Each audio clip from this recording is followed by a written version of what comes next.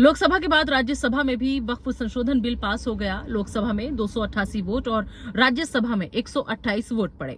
वक्फ संशोधन बिल को लेकर सरकार दावे कर रही है कि वक्फ की संपत्ति से गरीब मुसलमानों को फायदा होगा। अब कई सवाल हैं, जैसे सबसे पहला यही कि फायदा होगा कैसे, ये ना समझ आया और ना सरकार ने बताया। सरकार अपने हिसाब से जो बोर्ड बना रही है, क्या वो वक्फ की जमीन को खुद चलाकर राजस्व कमाएगी? और सवाल ये भी कि ऐसा क्या हो जाएगा इस बिल से कि मुसलमानों की गरीबी दूर हो जाएगी, कोई समझाएगा? जबकि समझना तो अभी ये भी बाकी है कि इस बिल के बाद मुस्लिम समाज और उसकी धार्मिक संपत्तियों का क्या होगा। कुछ ने तो यहाँ तक कहा कि ये बिल कौम की बेहतरी के लिए मील का पत्थर साबित होगा। सवाल फिर से वही, कैसे होगा? क्या अब सब मुसलमान गरीबी रेखा से ऊपर आ जाएंगे? क्या अब इस कौम को कोई गद्दार नहीं कहेगा? क्या अब इसी सदन में जहां ये बिल पास हुआ है, उस सदन में खड़े होकर कोई इस कौम के लोगों को कठमुल्ला और आतंकवादी नहीं कहेगा? क्या अब सभी मुस्लिम बच्चे अच्छी तालीम हासिल कर पाएंगे? और सबसे बड़ी बात, क्या अब इस कौम के लोगों को सरकार में भागीदारी मिलेगी? मंत्रिमंडल में मुस्लिम चेहरों को जगह मिलेगी?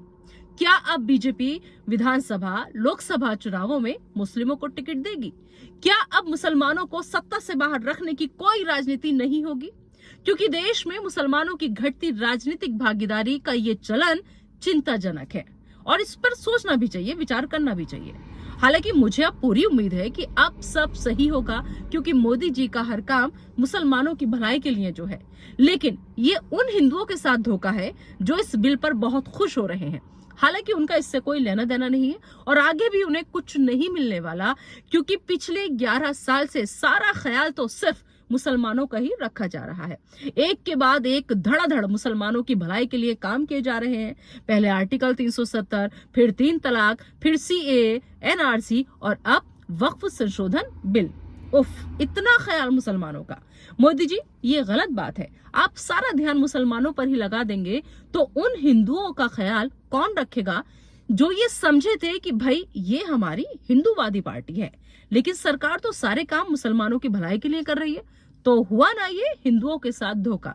तो मोदी जी, अब कुछ दिन मुसलमानों की भलाई भूलकर इनके लिए भी कुछ कीजिए, ताकि हम भी माने कि आप वाकई हिंदू हृदय सम्राट हैं। क्योंकि ये अच्छी बात नहीं है कि हर मौके पर, हर त्योहार पर, हर दिन, हर साल सिर्फ मुसलमानों का ही ख्याल, सिर्फ मुसलमानों की ही बात, और अभी भी वही कर रहे हैं। यकीन ना हो तो किरण रिजिजू और अमित शाह जी को सुन लीजिए। वो अभी भी कह रहे हैं कि वक्फ संशोधन बिल से करोड़ों करोड़ गरीब मुसलमानों का फायदा होगा। उन्होंने ये बात संसद में पूरे जोर शोर से चिल्ला कर कही। अब जब भाजपा और मोदी सरकार ऐसा करेगी तो हिंदुओं का ख्याल भला कौन रखेगा? ये तो हिंदुओं के साथ बहुत नाइंसाफी है साहिब। खैर, मुझे क्या, आप तो आप हैं, आपको जैसा सही लगे। मुझे तो बस अब अपनी कौम के अच्छे दिनों का इंतजार है, क्योंकि अब ये बिल कानून बनने से केवल एक कदम दूर है। अब इसे राष्ट्रपति के पास भेजा जाएगा और वहां से मंजूरी मिलते ही ये बिल कानून का रूप ले लेगा और फिर उसके बाद मुसलमानों के अच्छे दिन आएंगे। क्या लगता है आपको? बताइएगा जरूर।